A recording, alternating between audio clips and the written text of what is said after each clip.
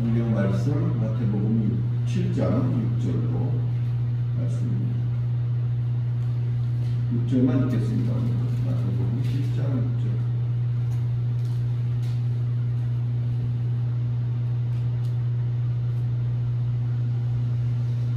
다 같이 한 목소리로 읽겠습니다. 시작.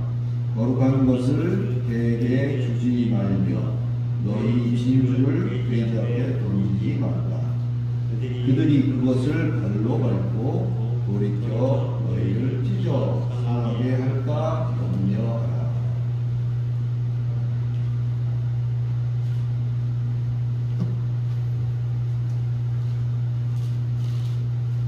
오늘은 이런 얘기로 좀 시작을 해볼까요? 여러분, 사주라는 게 뭔지 아세요? 사주. 사주라는 것은 생년, 생월, 생일, 생시 그 네 가지를 역학적으로 볼 때 사주다 그렇게 얘기해요. 생년, 월, 시. 그래서 우리가 흔히 사주 그러면 시집장가를 보내야 되는데 서로 사주가 어떤지 한번 봐야 되지 않겠니? 그리고 뭘 보내요?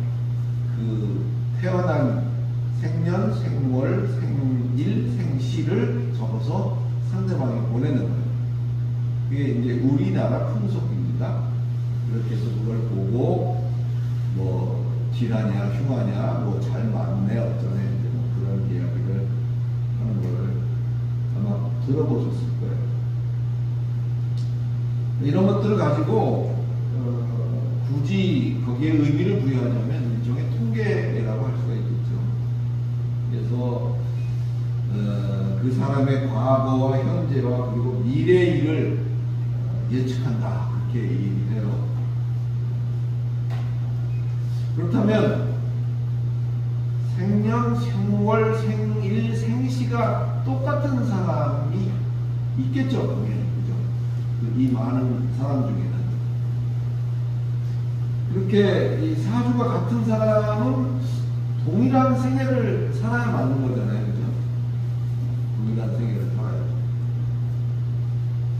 근데 그렇지 못한 것들을 우리가 볼 수가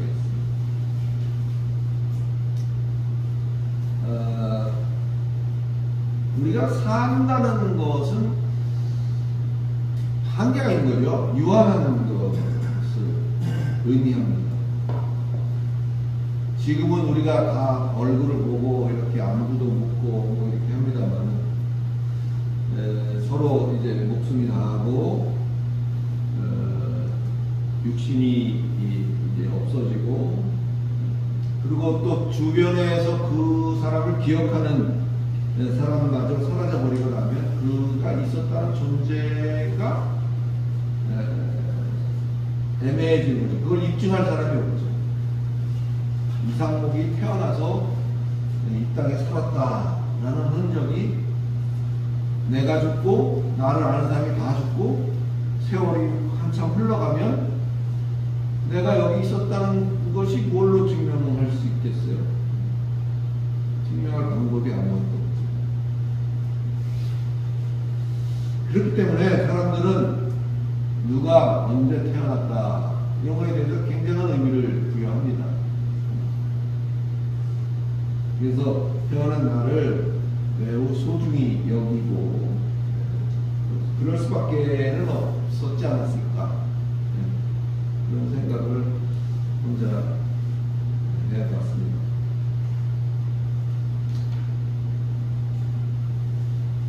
엉뚱한 질문이긴 한데 예수는 사람인가요? 아닌가요? 누가 이런 질문을 하면 참 정신없는 질문을 한다는 얘기를 하겠죠. 예수는 사람입니까? 아니면 예수는 사람이 아닌가요? 결론적으로 말하면 예수는 하나님이며 사람이죠. 하나님이며 사람. 더 정확하게 얘기한다면 성부 하나님으로부터 창출하신, 나신 성자 하나님이다. 그러나 잠시 육을 입은 상태로 있는 것이 그때를 예수라고 합니다. 어려운 얘기입니다. 이런 점에 좀 착안을 했으면 좋겠고, 시기적으로 지금이 성탄에 관련되어진 그런 분위기로 가고 있습니다. 성경은 두 가지로 아주 대조적인 것을 표현하고 있어요. 한번 성경을 한번 찾아보겠습니다. 오늘은 좀 그렇게 해봅시다. 마태복음 1장 8절을 한번 보실까요? 마태복음 제일 첫 페이지죠. 첫 페이지. 오늘 조금 찾아야 되니까 빨리빨리 찾아봅시다.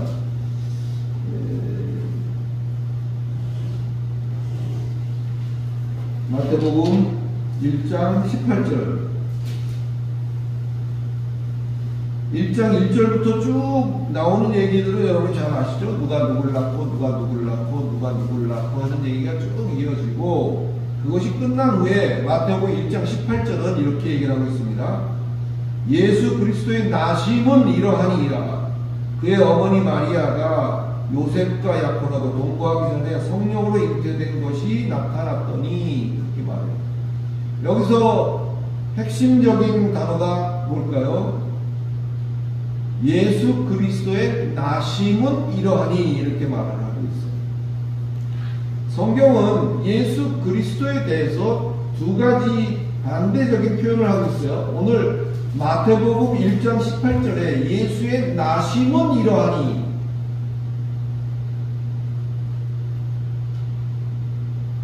마태복음에서 누가 누굴 낳고 누가 누굴 낳고 했던 이것이 지루하게 이어지는 이유가 뭘까?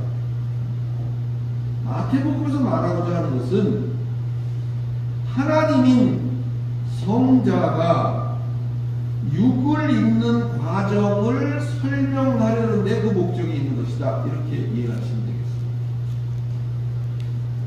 되겠습니다. 육을 입어가는 과정, 육을 입히시는 과정을 설명하는데 마태복음의 목적이 있기 때문에 예수 그리스도의 나심은 이러하니라 라고 거기에 기록을 하고 있는 것입니다.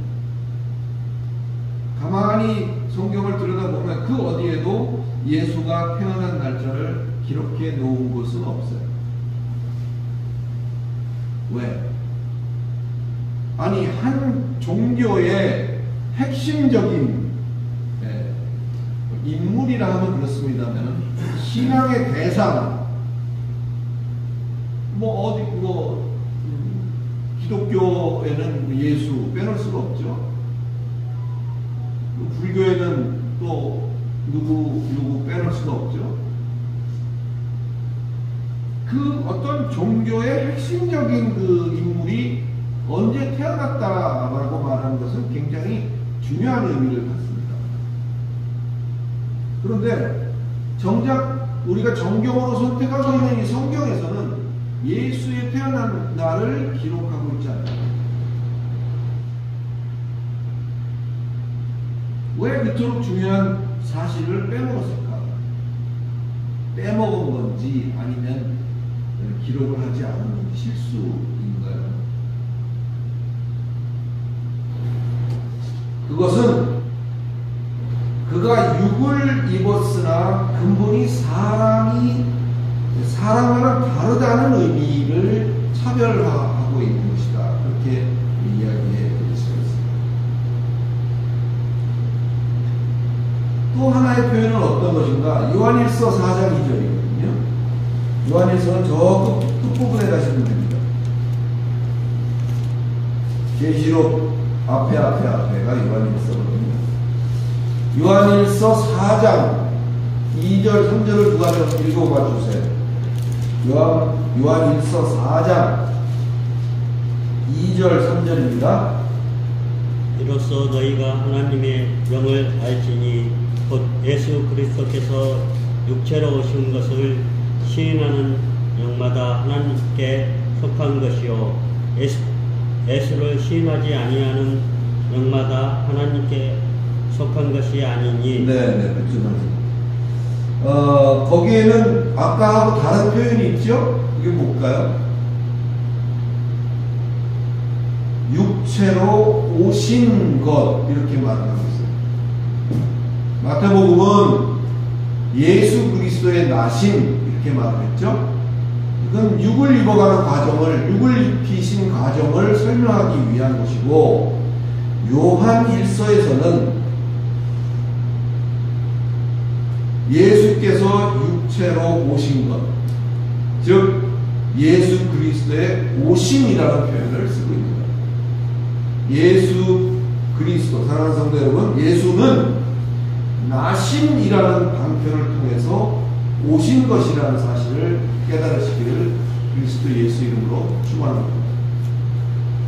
예수 그리스도의 나심과 예수 그리스도의 오심이 어떤 차이가 있는지를 우리는 한번 볼 필요가 있습니다. 다시 말해서 예수 그리스도는 태어난 게 아니라 오시는 것이라는 것에 오늘 말씀의 핵심이 있는 거예요. 할렐루야. 그렇다면 뭐하러 하나님이신 그가 나심을이라는 그 어려운 과정을 통해서, 어렵다는 표현을도 확답치는 않습니다만은, 그가 나심이라는 과정을 통해서 왜 육을 입으셨는가, 그죠? 굉장히 핵심적인, 기독교의 핵심적인 내용입니다.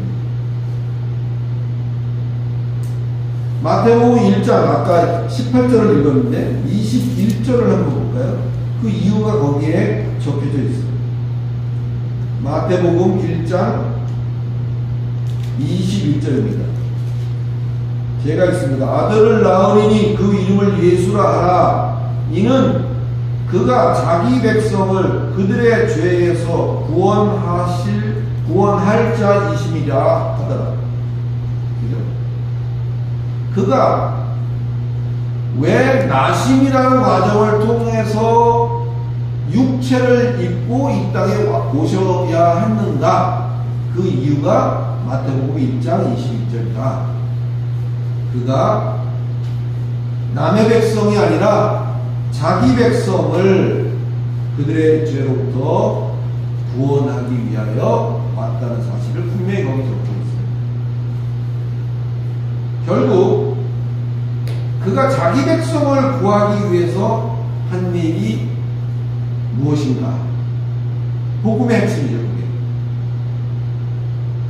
대신 형벌을 받았고 대신 죽음으로써 자기 백성의 죄를 대신하여 속하신 거죠. 그 부분이 우리 정성호 목사님이 늘 세미나를 통해서 얘기하시는 구원의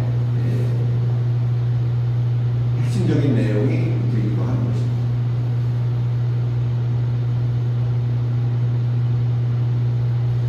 그 일로 말미암아 그 일이 만약에 없었다면 우리는 어떻게 됐습니까? 그 일이 있었기 때문에, 그렇게 나심을 통해서 육을 입고 이 땅에 오셨기 때문에, 그래서 우리를 대신하여 형벌을 받고 우리를 대신하여 죽으시고 우리 죄를 대신 받으신, 모든 죄를 받으신 그 일 때문에 우리는 그것을 믿음으로 말미암아 다시는 그 심판과 그 형벌과 그 죽음을 다시 우리가 반복할 필요가 없는 그런 영원한 생명을 우리가 얻게 되었다고 합니다. 물론 이 일은 굉장히 기쁜 일이죠. 그러니까 기뻐하는 것은 잘못된 것은 아니겠지만, 점차 신앙이 장성해져 가면 사실 그 감당할 수 없는 그 큰 그리스도의 사랑에 기뻐하기도 하지만 한편으로는 점점 숙연해지지 않을 수가 없는 것이다.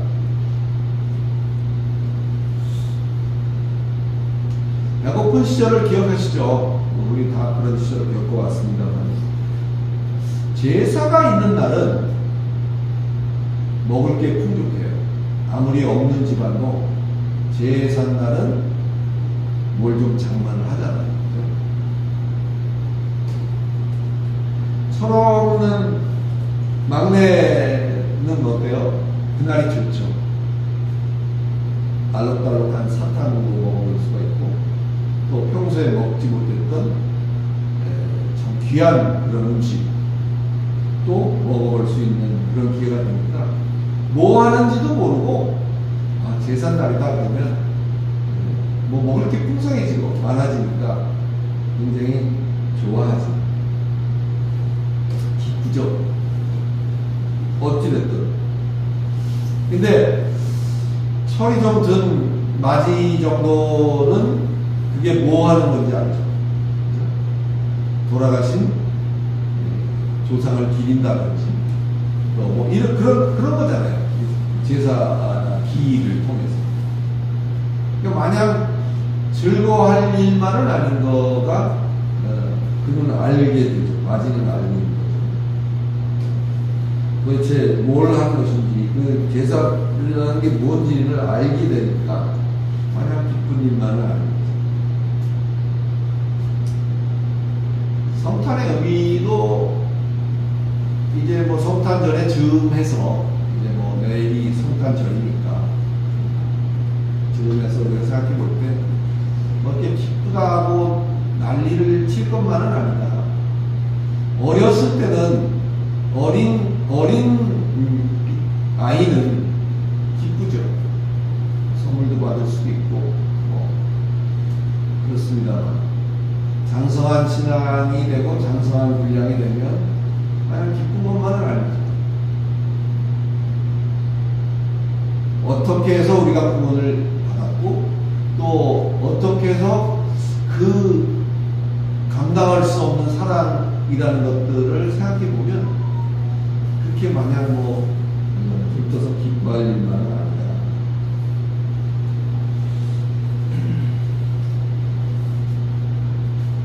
오늘은 좀 서론이 너무 길었습니다만, 우리가 읽은 본문에 들어가기 전에 이런 이야기로 크리스마스, 뭐 성탄절 이렇게 얘기하는 그것에 대한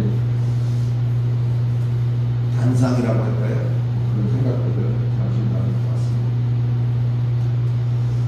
나눠봤습니다. 마태복음 7장 6절 오늘 본문인데요.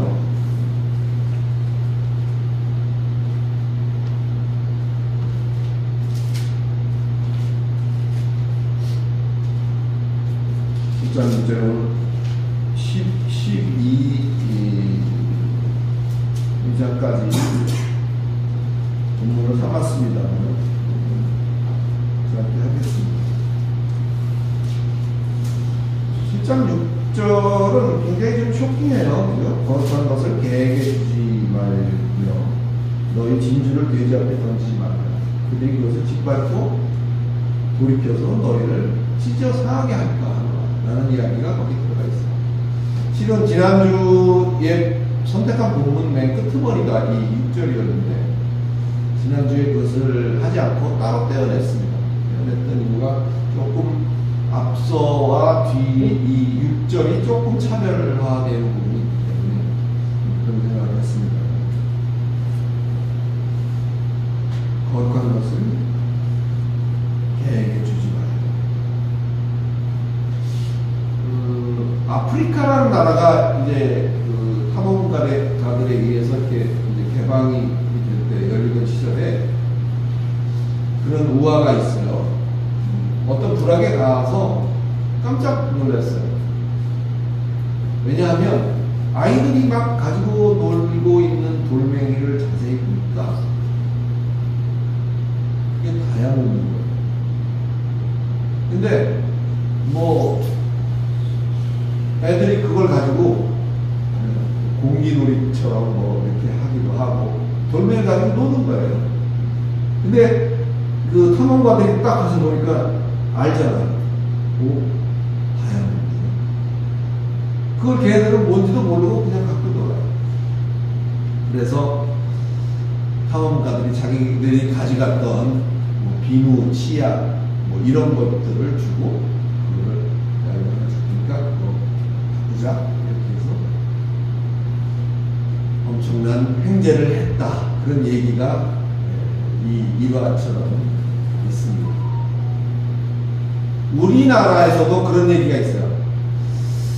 어려서 뭐 그런 경험이 있는지 모르지만 동네마다 엿장수가 오잖아요. 그죠? 뭐 가위를 뭐 절건거리면서 오든지 아니면 어떤 방식이든 엿장수가 동네마다 다녔어요. 그러면서 하는 얘기가 야 집에 뭐 이런 뭐 있으면 갖고 나와. 그러면 엿으로 바꿔줄게.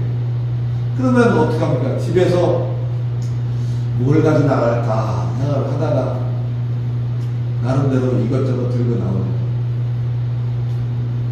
그러면 이게 뭐라 그래, 엿가락을 하나 탁 잘라서 주고 그걸 바꿉니다. 근데 이 얘기를 하는 이유는 그 와중에도 무슨 골동품이나 그죠? 뭐 이런 것들이 있잖아요. 사실은 엿 한 가락하고 바꿀 만한 그런 가치는 아닌데 그걸 모르니까 그걸 들고 나와서 근데 나중에 그걸 부모님이 아시고 등짝 스매싱을 당하고 뭐 그런 얘기가 있잖아요. 이 얘기를 하는 이유는 가치를 아는 사람에게라야 그것이 중요한 의미가 있는 것이지 가치를 모르는 사람에게는 뭐 아무것도 아닌 것이구나.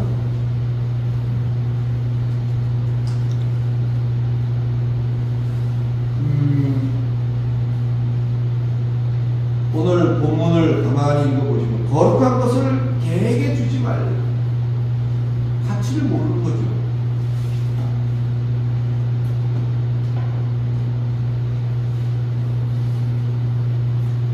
뭐가 됐건 간에 가치를 아는 자라 얘기해야 비로소 그것은 그 진가를 발휘하는 것이지 그렇지 못한 자에게는 아무 가치가 없다. 이것을 새삼스럽지만 깨달아 아시기를 예수 그리스도 이름으로 축원합니다. 소위 말하는 성탄.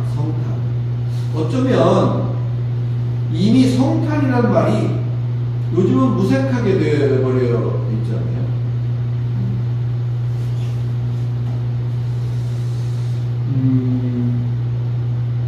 요즘 세상에 돌아가는 걸 보면 성탄 자체도 많이 색이 바랬죠. 그걸 옛날처럼 그렇게 우리가 신앙을 처음 갖기 시작할 때부터 우리가 어렸을 때 배우고 했던 그것과는 또 사뭇 다른 너무 사업화되어 있는 어떤 그런 부분도 우리가 볼 수 있습니다. 사실은 지금 굉장히 우려하고 있는 어떤 그런 부분의 일들이 일어나요. 세상의 지성들은 그 부분을 가지고 질문을 하죠. 뿐만 아니라 세상의 지성들도 그걸 모를 리가 없지만 기독교가 마땅치 않은 소위 말하는 이단들도 그런 질문을 해요. 하나 물어봅시다. 그러면 12월 25일이 예수 그리스도의 생일 맞아요?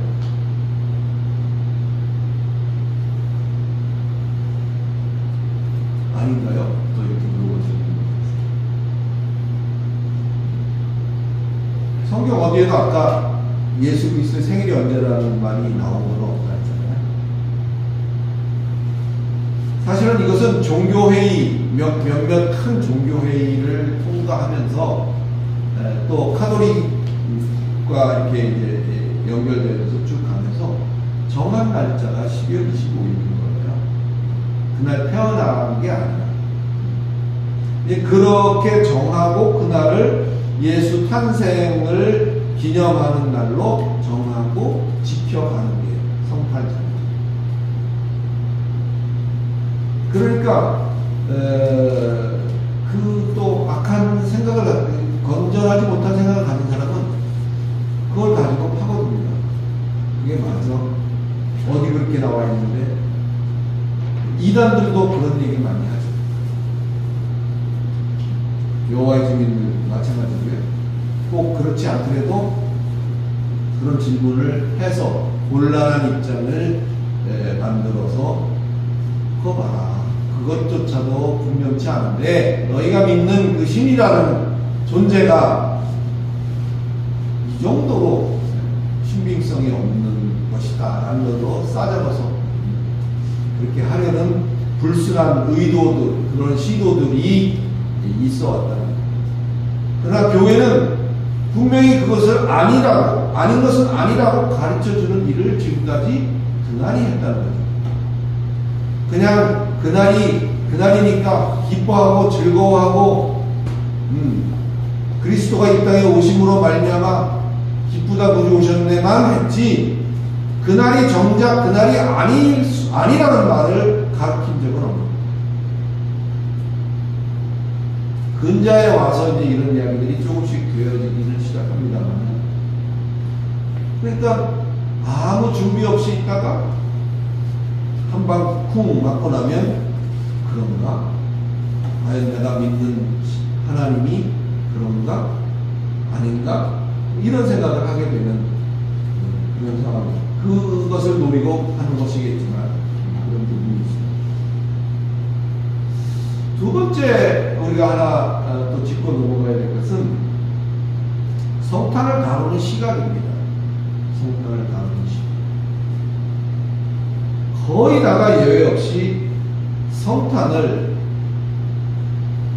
아까 말씀드린 것 같은 탄생, 태어난 날, 인간 예수의 태어난 날에 초점이 맞춰져 있어요.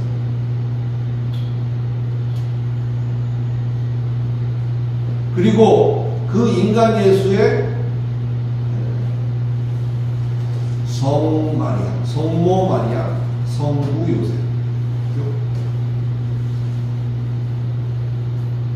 이 부분도 상당히 이제 그 전에는 성모만 얘기를 했었는데 이제 요셉까지 들먹이고 있는 걸 보면 다변화되고 있는 것들은 있어요. 이런 건 뭘까요?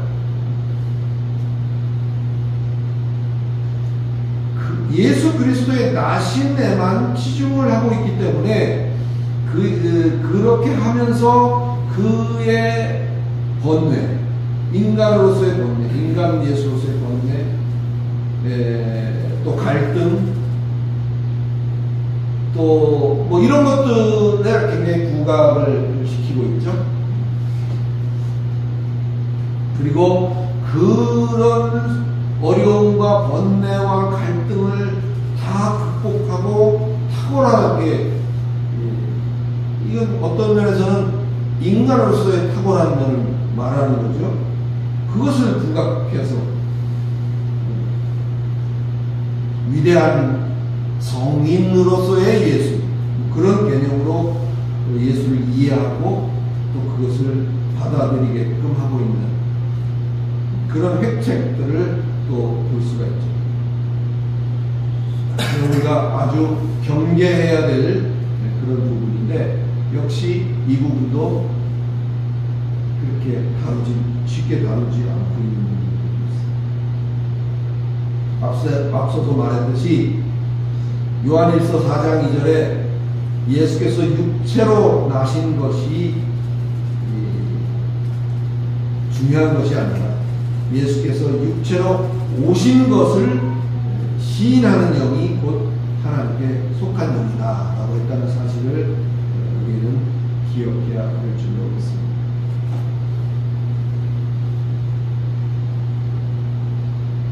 그래서 이 나심이 아닌 오심이라는 의미의 뜻은 예수 그리스도의 신성을 더욱더 강조하는 거죠. 그가 사람이기보다는 하나님이다라는 것을 강조하는 것입니다. 인간 예수가 그렇게 어려운 거, 아무나 할 수 없는 거, 누굴 대신해서 죽을 수 있는 사람이 있을까요? 저부터도 못할 것 같아요.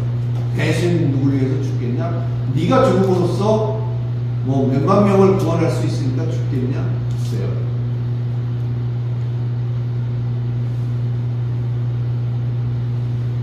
인간 예수가 가지고 있었던 갈등, 그 부분도 성경에 나와 있긴 합니다. 그죠? 고민하고 밤을 새워 밤낮도록 기도하고, 네, 땀이 피가 되도록 기도하고 했던 그 번뇌를 극복한 예수, 그 부분을 너무 강조하다 보면 참 인간으로서 어려운 일을 했고 그 어마어마한 일을 우리가 받았구나. 거기에 은혜가 되는 것만은 사실입니다만은, 애써 힘겹게 감당해가지고 겨우 이루신 그런 구원의 차원이 아니라는 것을, 구원이 희미해지는 거죠. 구원은 그런 수준의 구원이 아닌 것입니다. 자기 백성을 위해서 자기를 버려 단번에 이루신 하나님의 완전 무결하신 구원을 의미하는 것인데, 그것을 그저 인간적인 갈등 속에서 어렵게 그렇게 하심으로써 이루어내신 것으로 보게 하는 그런 천박한 그런 이야기가 되고 맙니다. 그래서 둘이 바라기는 항상 우리가 나심보다는 오심에 더 우선해서 생각을 하고 모든 것들을 이해하고 받아들여야 된다는 사실을, 이런 기회를 통해서 이야기하고 또 그렇게 되시기를 그리스도 예수 이름으로 축원합니다.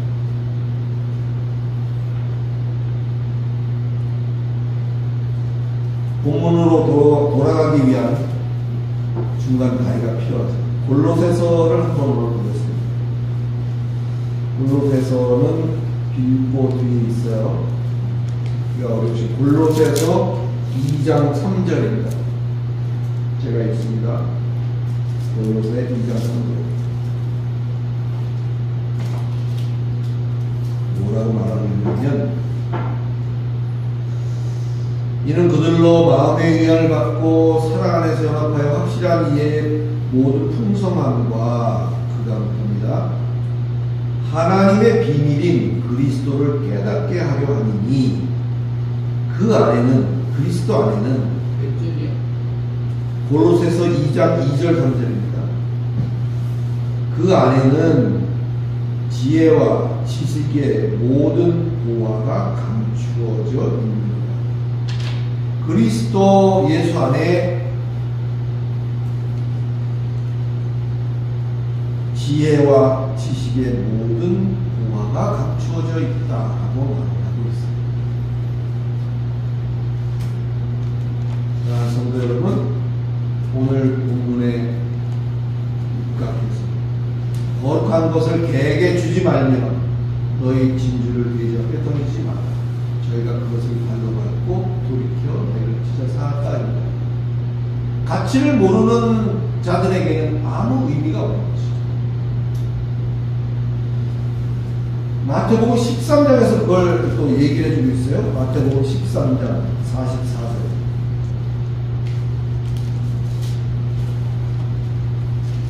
가치를 아는 사람은 어떻게 하는지를 적어놓고 있어요. 마태복음 13장 44절. 궁금하신 분이 한번 읽어보실까요?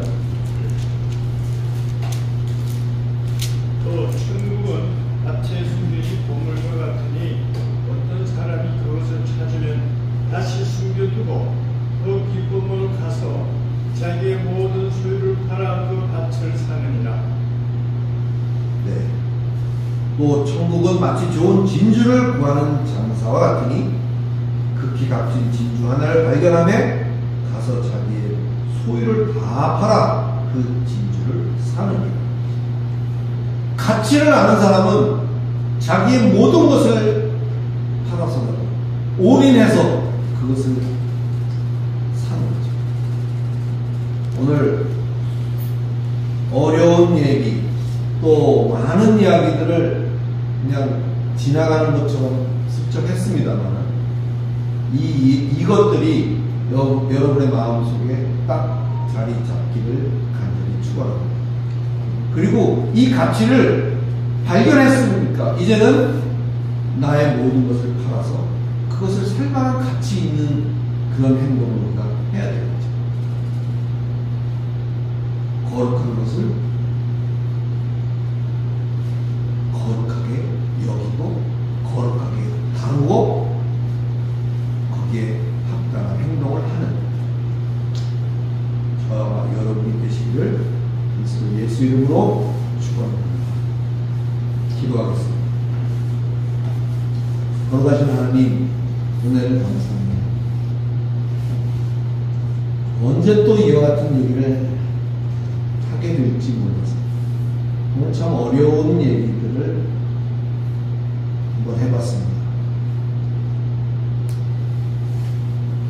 그리스도의 나심이 우리의 관심의 초점이 되지 않게 하시고 그가 오심은 그리스도로 이 땅에 오셨고 우리의 지난죄와 현재와 장래의 모든 죄들을 대신 형벌로 받으시고 그 값으로 죽으시고 그 사실을 우리로 믿게 하셔서 우리에게 의롭다 하시고 우리를 구원하셨다는 사실과 너무나도 직결되어 있다는 사실을 우리가 인식을 하게 하시고 각각의 마음속에 각각의 믿음의 분량만큼 이것이 이해되어지고 마음속에 새겨질 수 있도록 하나님께서 역사하여 주시옵소서. 그리스도 예수 이름으로 간절히 기도드리옵나이다.